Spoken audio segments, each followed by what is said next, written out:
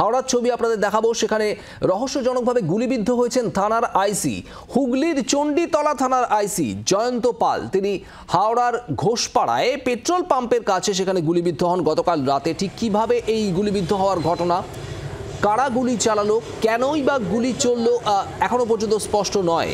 তবে আইসি জয়ন্ত পালের সঙ্গে তার গাড়িতে এক মহিলাও ছিলেন বলে জানা যাচ্ছে। সেই মহিলার উপস্থিতিতেই চলে গুলি। কে গুলি চালালো তা নিয়ে ঘনীভূত হচ্ছে রহস্য। আর এরই মধ্যে গতকাল রাতের সেই সময়ের সিসি ক্যামেরা ফুটেজ সামনে এসেছে এবং সেখানেও পেট্রোল পাম্পের সামনে একটা ধস্তাধস্তির ছবিও নজরে আসে। আর এরপর নজরে আসে একজনের লুটিয়ে পড়ার ছবি।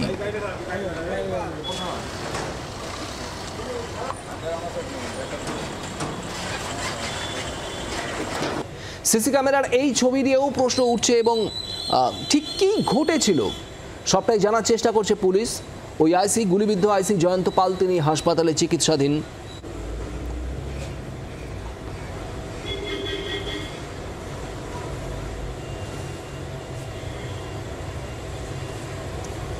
হুগলি চণ্ডীতলা থানার আইসি জয়ন্ত পাল, তিনি কি কারণে এই হাওড়ার ঘোষপাড়ায় এই এলাকায় এসেছিলেন গতকাল রাতে রাত 11:30 থেকে 12টা নাগাদ, সেই সময় এই গোটা ঘটনা। জয়ন্ত পাল তিনি গুলিবিদ্ধ হন, তার সঙ্গে একজন মহিলা ছিলেন গাড়িতে। আরও বেশ কয়েকজন লোকের উপস্থিতিও দেখা যাচ্ছে এই সিসি ক্যামেরার ছবিতে। যে সিসি ক্যামেরা ফুটেজ সামনে এসেছে আপনারা দেখতে পাচ্ছেন জি 24 ঘন্টার পর্দায়। ঠিক কী ঘটেছিল এবং কারা গুলি চালালো, কে বা কারা গুলি চালালো স্পষ্ট নয় এখনও। এবং এই মুহূর্তে যে ছবি আপনারা দেখছেন সেই সিসি ক্যামেরা ফুটেজ, যেখানে গাড়ির সামনে লুটিয়ে পড়ছেন এক ব্যক্তি। ইনি কি চণ্ডীতলা থানার আইসি জয়ন্ত পাল? নিশ্চিত হওয়ার চেষ্টা করছে পুলিশ। সিসিটিভি ফুটেজ, স্থানীয়দের বক্তব্য এবং আইসি জয়ন্ত পালের বক্তব্য সবটা জেনে গোটা বিষয়টা জানার চেষ্টা করছে পুলিশ।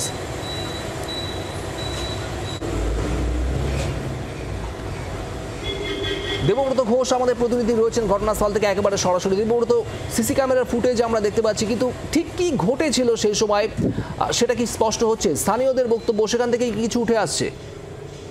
স্থানীয়রা তারা যেটা জানিয়েছেন, অর্থাৎ সেই সময় যারা উপস্থিত ছিলেন যে এখানে নেতাজি সুভাষ রোডের একেবারে ঘোষপাড়া পেট্রোল পাম্পের সামনেই ঘটনা ঘটে এবং একজনকে লুটিয়ে পড়তে দেখা যায়। স্থানীয়রা জানান তাকে তারা জল দেন, জল দিয়ে তারা শুশ্রূষা করেন এবং ওই ব্যক্তি তিনি নিজেকে পুলিশ অফিসার বলেই পরিচয় দিয়েছিলেন এবং বিষয়টি যাতে বাড়াবাড়ি না হয়, বিষয়টি যাতে জানাজানি না হয় সেই জন্য তারা ধামাচাপা দেওয়ার চেষ্টা করেছিল, এমনটাই কিন্তু প্রত্যক্ষদর্শীরা তারা জানাচ্ছেন।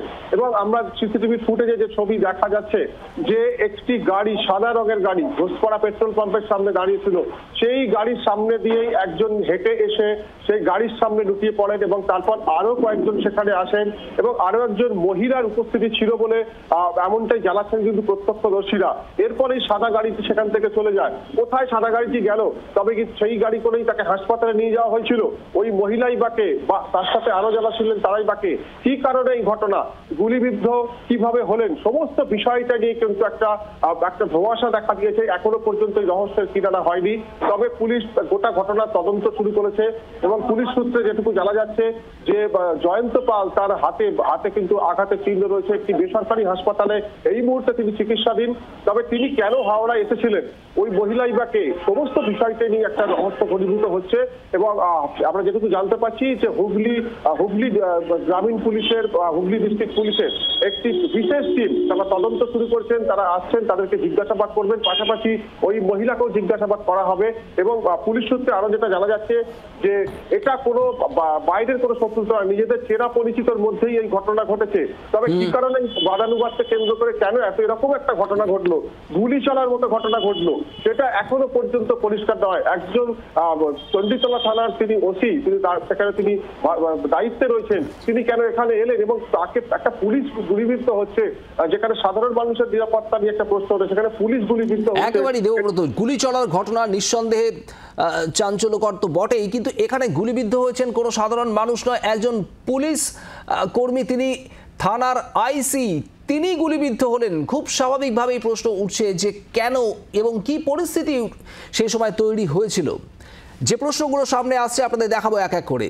জয়ন্ত পাল আইসি কিভাবে গুলিবিদ্ধ হলেন, ঠিক কি ঘটেছিল এবং সেই ঘটনার জেরেই গুলি চলে, কে চালালো গুলি, কে বা কারা গুলি চালালো, এটাও একটা প্রশ্ন যা এখনো পর্যন্ত খুব একটা স্পষ্ট হচ্ছে না। আর এখানে এই প্রশ্ন উঠছে, আইসি জয়ন্ত পাল কি নিজেই গুলি চালিয়েছেন, সেই সম্ভাবনাও কিন্তু উড়িয়ে দিচ্ছেন না তদন্তকারীরা। একই সঙ্গে আইসি জয়ন্ত পালের সঙ্গে ছিলেন এক মহিলা, কে সেই মহিলা তাকে ঘিরেও কিন্তু রহস্য বাড়ছে। ধস্তাধস্তির একটা ছবি সামনে আসছে এই পেট্রোল পাম্পে, ঘোষপাড়া পেট্রোল পাম্পে। কিসের ধস্তাধস্তি, কাদের সঙ্গে এই ধস্তাধস্তি হলো, ঠিক কি ঘটেছিল, এই প্রশ্নগুলো ভাবাচ্ছে তদন্তকারীদের। দেবব্রত ঘোষ আমাদের প্রতিনিধি রয়েছেন আমাদের সঙ্গে। দেবব্রত, যেমনটা তুমি জানাচ্ছিলে যে হুগলি গ্রামীণ পুলিশ তারাও তদন্ত করে দেখবেন, কিন্তু এখানেই তো প্রশ্ন উঠছে, তার কারণ কোনো সাধারণ মানুষ তো নন, একজন থানার আইসি তিনি গুলিবিদ্ধ হচ্ছেন। স্থানীয়রা তারাই বা কি বলছেন? দেখো, একেবারে তারাও সেই প্রশ্ন তুলছেন যে একজন আইসি থেকে গুলিবিদ্ধ হলেন, কেন তাকে গুলি করা হলো, বা তিনি নিজেই থেকে গুলি চালিয়েছেন কিনা, সেই বিষয়টা কিন্তু পরিষ্কার নয়। তবে সাধারণ মানুষের এই ঘটনা কিন্তু এলাকাতে যথেষ্টই চাঞ্চল্য ছড়িয়েছে। এলাকার মানুষজন তারা চাইছেন এই ঘটনার সঠিক তদন্ত হোক। হাওড়া সিটি পুলিশের পক্ষ থেকে যেটুকু আমরা জানতে পারছি বা সূত্র মারফত জানা যাচ্ছে যে জিজ্ঞাসাবাদ করা হয়েছে জয়ন্ত পালকে এবং তার বয়ান হয়তো রেকর্ড করা হয়েছে, কিন্তু এখনো তদন্তের স্বার্থে বিশেষ কিছু পুলিশ জানাতে চায়নি। তবে পুলিশ সূত্রে যেটুকু জানা যাচ্ছে যে যাদের সাথে ঘটনা ঘটে তারা কিন্তু পূর্ব পরিচিত, জয়ন্ত পালের পূর্ব পরিচিত, এবং সেখানে কেন এই ধরনের ঘটনা ঘটলো হঠাৎ করে এই হাওড়ার, এই মধ্য হাওড়ার ওই ঘোষপাড়া পেট্রোল পাম্পের সামনে, এখানে কি তিনি এসেছিলেন কারোর বাড়িতে, কারোর সাথে দেখা করতে, নাকি অন্য কোনো কারণ রয়েছে, সমস্ত দিকটাই খতিয়ে দেখা হচ্ছে। এখনো নজর রাখো, পুলিশের তদন্তের দিকে নজর রাখো। দেবব্রত, তোমাকে ধন্যবাদ। আর এখানেই আপনাদের শোনাবো এক প্রত্যক্ষদর্শী। গতকাল যখন এই ঘটনা ঘটে, গতকাল রাতে এই ঘোষপাড়া পেট্রোল পাম্পের সামনে, তখন এক প্রত্যক্ষদর্শী তিনি কি দেখেছেন, কি জানিয়েছেন শোনাবো।